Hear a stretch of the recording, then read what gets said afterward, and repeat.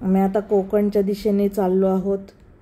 पहाटेचे 6 वाजलेले आहेत आणि आता आम्ही ताम्हिणी मार्गे सगळ्यात आधी अंजर्ल्याला जाणार आहे। थंडीचे दिवस असल्यामुळे वातावरण एकदम मस्त होतं आणि सकाळची वेळ असल्यामुळे धुकं भरपूर पडलं होतं। वाटेत आम्हाला क्विक बाईटला नाश्ता करायचा होता, पण नेमकं ते बंद होतं। आम्ही लवकर निघाल्यामुळे ते उघडलं नव्हतं अजून। मग आम्ही दुसरीकडे ब्रेकफास्ट करून मग पुढे निघालो।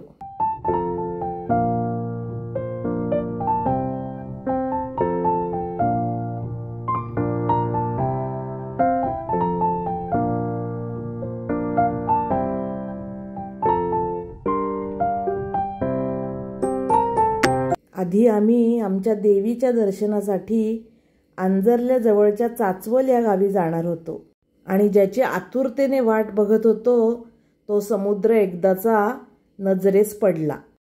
अंजर्ले गाव अतिशय आखीव रेखीव, टुमदार आणि स्वच्छ असं आहे। खूप सुंदर गाव आहे। आधी देवीचं दर्शन करून मग परत जेवायला आपण अंजर्ले गावातच येऊयात।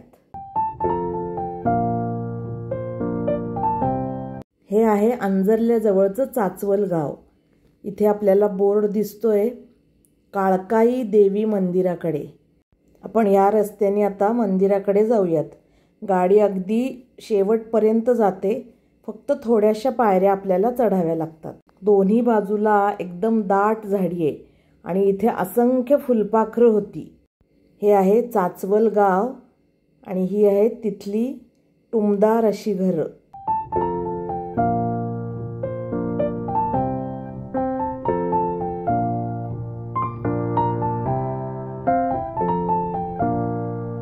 इथे खाली आम्ही आमच्या गाड्या पार्क केलेल्या आहेत आणि आता देवीच्या दर्शनासाठी आपण जाऊयात। दोन्ही बाजूनी दाट झाडी असलेला हा अतिशय सुंदर परिसर आहे।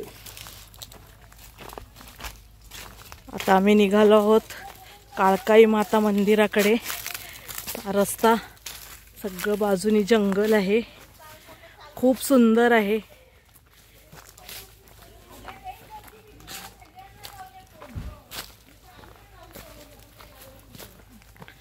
थोडंसं चालायचं आहे आणि पुढे पायऱ्या आहेत एक थोड्याशा। एकदम मस्त थंडगार आहे सगळीकडं। आमची सगळी मंडळी येत आहेत। हळू हळू हळू हळू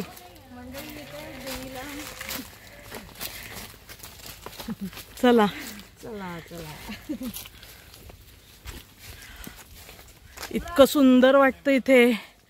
चारी बाजूनी झाडी आहेत, मस्त आहे वातावरण एकदम। इकडे आता या अशा पायऱ्या आहेत। पायऱ्या चढून गेलं की समोर दिसते ते आहे काळकाई माता मंदिर।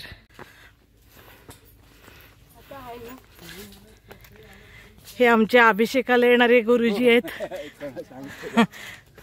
या जायचं म्हणून तर थांबलो असतो।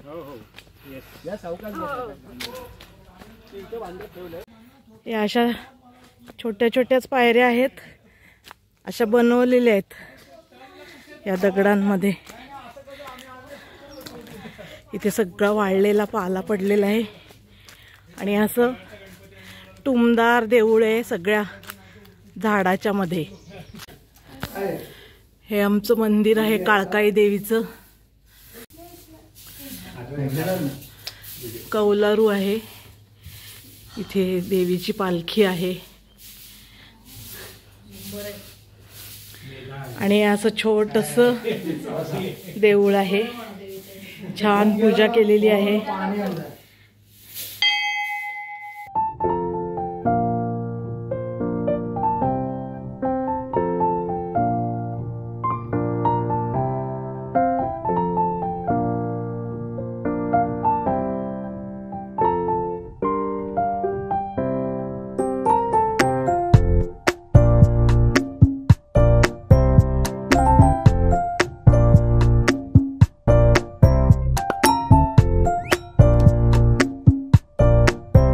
देवींची पूजा करून अभिषेक करून देवींना छान साड्या नेसवल्या।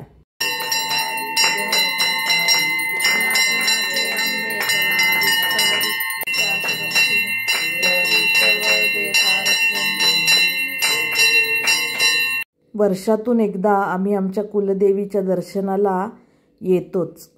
मनोभावे देवीची पूजा आरती करून आम्ही आंजर्ले येथील प्रसिद्ध कड्यावरच्या गणपतीच्या दर्शनाला निघालो. हे आहे आंजर्ले येथील प्रसिद्ध कड्यावरील गणपती देवस्थान. खूप स्वच्छ, सुंदर आणि अतिशय प्रसन्न असे हे देऊळ आहे. इथून आपल्याला समुद्रसुद्धा खूप छान दिसतो. देवळाच्या बाजूला 5 ते 10 मिनिटाच्या अंतरावर गणपतीचं पाऊल आहे. तिथे सुद्धा तुम्हाला दर्शनासाठी जाता येते. देवळाच्या समोरच मोठी विहीर आहे आणि त्याच्यामध्ये भरपूर कासवं आहेत. गणपतीची अतिशय सुंदर मूर्ती आहे आणि पूजा पण खूप सुंदर केली होती. गणपती मंदिराशेजारीच सुंदर असं शिवमंदिर आहे. समोर एक छोटीशी दीपमाळ आपल्याला दिसत होती. छान प्रसन्न असं हे मंदिर आहे.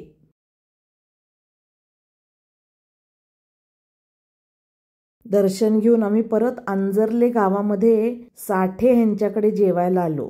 अतिशय सुंदर जेवण असतं इथे. ब्राह्मणी पद्धतीचा साधा रुचकर स्वयंपाक असतो. साठे काकांचा नंबर मी डिस्क्रिप्शनमध्ये देते. इथे साठे काका स्वतः वाढत आहेत. मस्त घरी केलेलं आंब्याचं लोणचं, कोशिंबीर, चवळीची उसळ, फ्लॉवर मटारची भाजी, मस्त चिंच गुळाची आमटी, गरमागरम पोळ्या, गरम गरम भात, ताजं गोड ताक आणि त्याच्यानंतर मस्त उकडीचे मोदक आणि त्याच्यावर भरपूर साजूक तूप. आहा, मस्त भरपेट जेवण झालं.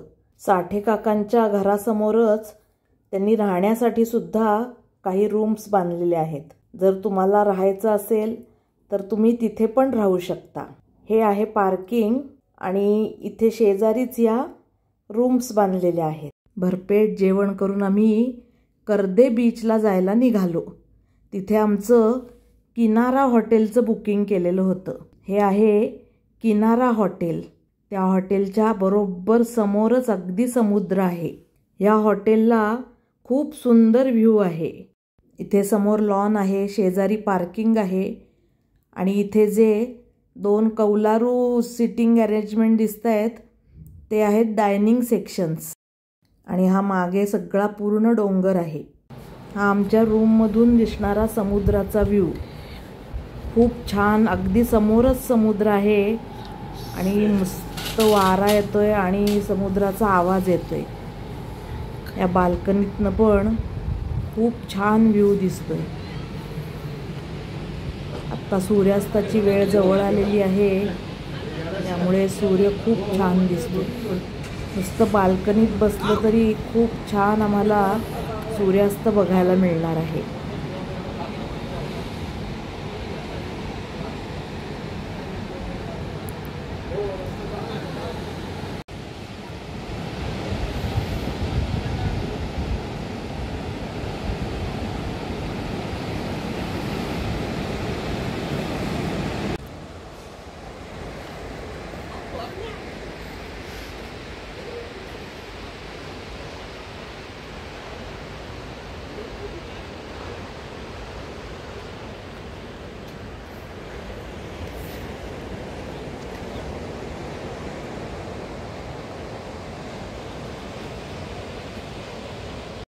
नंतर तिथून अगदी 15-20 मिनिटावर असलेल्या लाडघर येथील दत्त मंदिराकडे निघालो. अतिशय सुंदर असं हे मंदिर आहे. जर कधी तुम्ही या भागात आलात तर नक्की येथील दत्त मंदिराला भेट द्या. संपूर्ण रस्ता हा समुद्र किनाऱ्याने आहे. खूप छान रस्ता आहे आणि मंदिर सुद्धा अप्रतिम आहे. हे आहे लाडघर येथील एकदम प्राचीन दत्त मंदिर. 1768 साली या मंदिराची स्थापना झालेली आहे असं या मंदिरामध्ये आतल्या बाजूला लिहून ठेवलेलं आहे. मंदिराच्या मागच्या बाजूला पूर्ण समुद्र आहे आणि आपल्याला तिथे खाली उतरता देखील येते. असं हे सुंदर दत्त मंदिर नक्की भेट देण्यासारखं आहे.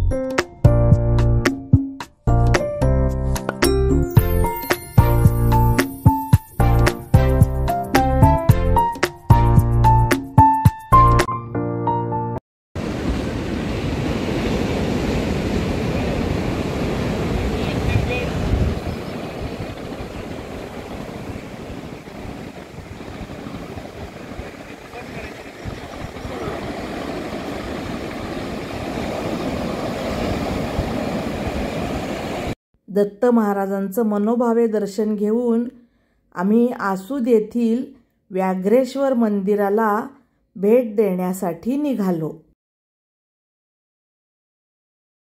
नंतर आम्ही दापोलीच्या दिशेने आसूद येथे आलो. हे आहे व्याघ्रेश्वर येथील भक्त निवास आणि हे आहे त्यांचं ऑफिस. आणि इथे आपल्याला पूर्वसूचनेनुसार जेवणाची सोय होऊ शकते. व्याघ्रेश्वर मंदिराला आपल्याला थोडंसं चालत जायला लागतं. गाडी सुद्धा जाते, पण गाडीसाठी दुसरा मार्ग आहे. समोर आपल्याला पांढरा कळस दिसतोय ते देऊळ आहे. रस्ता खूप सुंदर आहे. दोन्ही बाजूनी भरपूर झाडी आणि पक्ष्यांचे मस्त आवाज येत होते. वाटेत लाजाळूचं झाड दिसलं आणि त्याला हात लावायचा मोह आवरला नाही. लहानपणीच्या खूप आठवणी जाग्या झाल्या. लहान असताना आपण सगळ्यांनी खूपदा हे असं केलेलं आहे. तर असा निसर्गाचा मस्त आनंद घेत आम्ही चाललो होतो.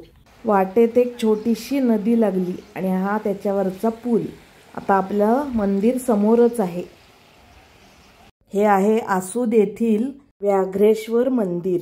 मंदिराचा सभामंडप खूप मोठा आहे. समोर मोठा नंदी आहे. एका बाजूला दत्त आणि एका बाजूला गणपती आहे. हे मंदिर खूप प्राचीन आहे. मंदिराच्या बाहेरच्या बाजूचा जीर्णोद्धार झालेला आहे, परंतु आतलं मंदिर अजून तसंच आहे. व्याघ्रेश्वर मंदिराशेजारीच ग्रामदैवत असलेलं झोलाई माता मंदिर आहे. खूप सुंदर असं हे मंदिर आहे.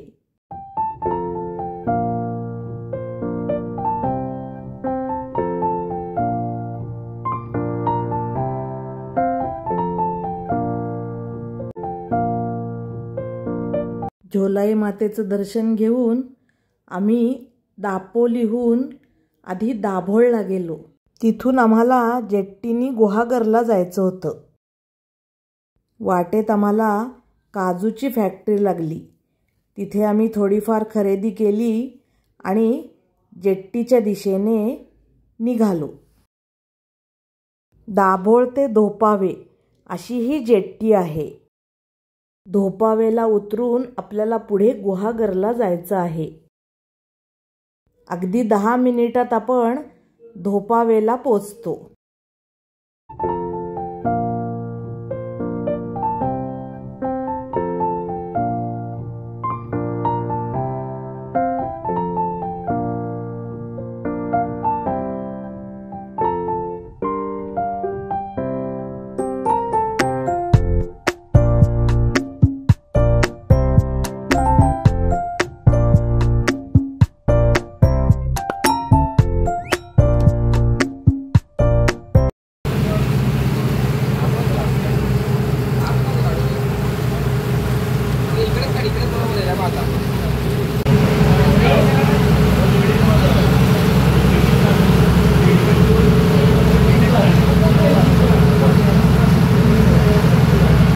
धोपावेला उतरून आम्ही गुहागरला आलो.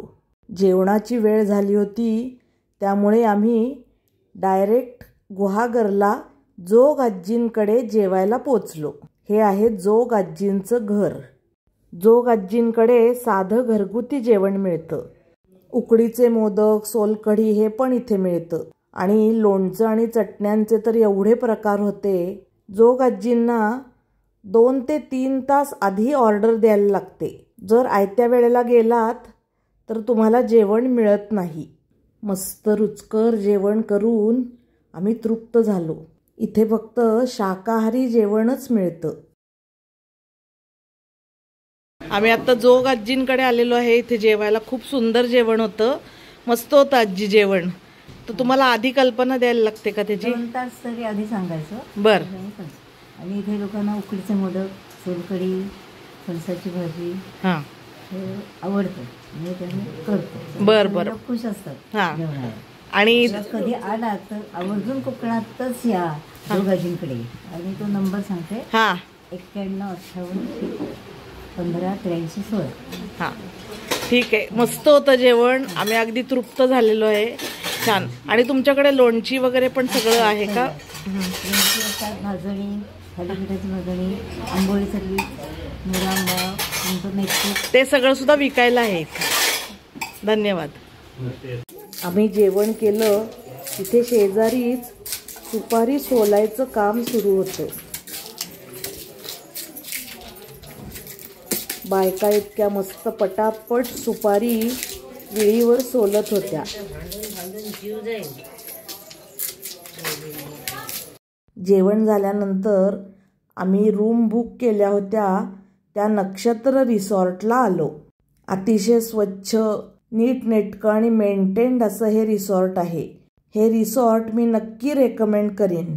रिसॉर्टच्या मागच्या बाजूलाच गुहागरमधलं प्रसिद्ध दुर्गादेवी मंदिर आहे. इथे अशी सुंदर कॉटेजेस आहेत आणि त्या प्रत्येक कॉटेजला नक्षत्रांची नावं दिलेली आहेत. रिसॉर्टमधून आपल्याला हे लांब जे मंदिर दिसतंय ते आहे अष्टवणे गणपती मंदिर. त्या मंदिराला आपण उद्या सकाळी जाणार आहे. या रिसॉर्टमध्ये ब्रेकफास्ट, लंच आणि डिनर सर्व अवेलेबल आहे. फक्त तुम्हाला आधी थोडीशी पूर्वसूचना द्यावी लागते. व्हेज आणि नॉनव्हेज असे दोन्ही ऑप्शन्स इथे अवेलेबल आहेत. हे आहे आमचं नक्षत्र रिसॉर्टमधलं कॉटेज. खूप स्वच्छ, सुंदर आणि एकदम कोझी असं हे होतं. इथली सर्व कॉटेजेस साधारण एकसारखीच आहेत. नंतर आम्ही गुहागरमधील प्रसिद्ध अशा दुर्गादेवी मंदिरात दर्शनासाठी गेलो. खूप सुंदर असं हे मंदिर आहे. देवीची मूर्ती फार सुंदर आहे. अत्यंत स्वच्छ आणि सुंदर असं हे मंदिर आहे. संध्याकाळी आम्ही बीचवर जाण्यासाठी निघालो. आमच्या कॉटेजच्या बरोबर समोर रस्ता होता. तो रस्ता थोडा चालून गेला की लगेचच गुहागरचा बीच होता. गुहागरचा बीच पण खूप छान आहे आणि स्वच्छ आहे. मस्त बीचवर धमाल केली आणि परत रूमवर आलो. दुसऱ्या दिवशी सकाळी लवकर उठून आम्ही अष्टवणे गणपती मंदिराच्या दर्शनासाठी निघालो. आम्ही मंदिरामध्ये चालत गेलो. चालत जाण्यासाठी रस्ता खूप छान आहे आणि भरपूर झाडी असल्यामुळे चालत जायला खूप छान वाटते. साधारण 10 ते 15 मिनिटे आपल्याला चालत जायला लागतात आणि नंतर पुढे चढायला 150 पायऱ्या आहेत. जर तुम्हाला गाडीने यायचं असेल तर पायऱ्यांपर्यंत गाडी आणता येते. खूप सुंदर आणि शांत असा हा परिसर आहे. चारही बाजूंनी मस्त झाडी आहेत. आता हा आपल्याला मंदिराचा कळस दिसतोय. मंदिराचा परिसर अतिशय स्वच्छ आहे आणि इथे अगदी नीरव शांतता आहे. त्यामुळे मन एकदम प्रसन्न होते आणि आपला थकवा कुठल्या कुठे पळून जातो. अतिशय छान, चकचकीत आणि आधुनिक असे हे मंदिर आहे. मंदिराच्या गाभाऱ्यामध्ये आपल्याला या एकसंध दगडामध्ये सुबकशी अशी गणेश मूर्ती दिसते. ही मूर्ती स्वयंभू असल्यामुळे या मूर्तीचे विशेष महत्त्व आहे. हा गणपती नवसाला पावतो अशी ख्याती असल्यामुळे या गणपतीच्या दर्शनासाठी अनेक भाविक येतात. या मूर्तीच्या कपाळावर आपल्याला सुंदर अशी चंद्रकोर कोरलेली दिसते. मंदिराचा आजूबाजूचा परिसर सुद्धा अतिशय रमणीय आहे. एका बाजूने आपल्याला दूरवर समुद्र दिसतो तर दुसऱ्या बाजूला उंच खडक आहेत. अतिशय सुंदर अशा अष्टवणे मंदिराला भेट दिल्यानंतर गुहागरमधीलच प्रसिद्ध अशा व्याडेश्वर मंदिराकडे दर्शनासाठी निघालो. व्याडेश्वर हे आमचं कुलदैवत आहे. गुहागर शहराच्या मध्यभागात हे मंदिर आहे. गुहागरचा एसटी स्टँड आहे त्याच्या बरोबर समोर हे मंदिर आहे. या मंदिराला 3 दरवाजे आहेत. इथे रोज नित्यनेमाने सोवळ्यामध्ये पूजा आणि आरती केली जाते.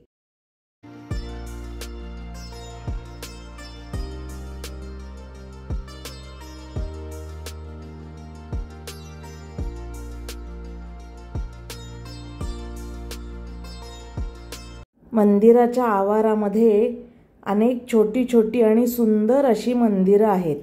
त्या मंदिरांचं आपण आता दर्शन घेऊयात.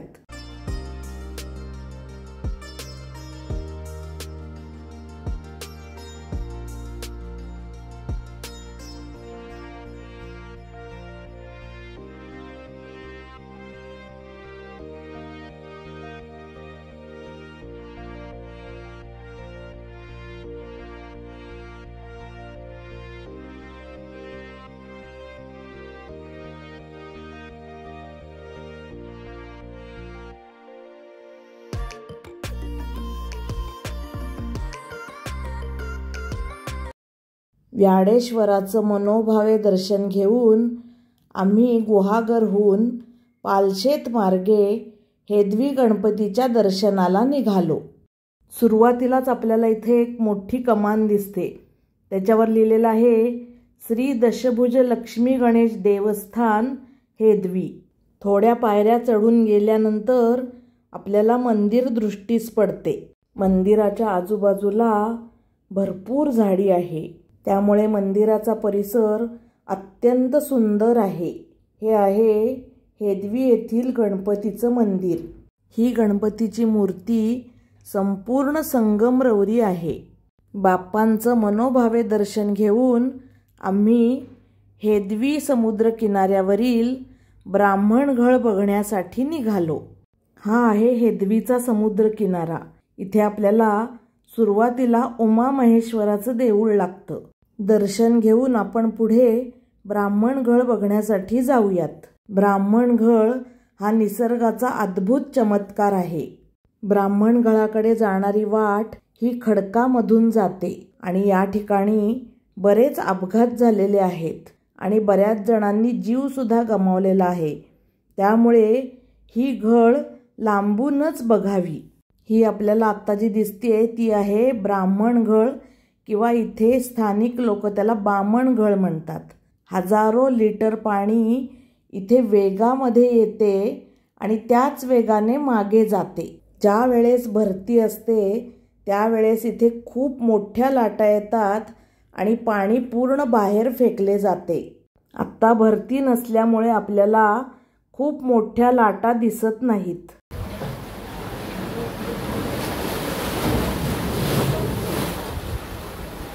निसर्गाचा अद्भुत चमत्कार असलेली ब्राह्मणघळ बघून आणि कोकणात मनमुराद भटकून आम्ही कुंभार्ली घाटातून परत पुण्याच्या दिशेने निघालो.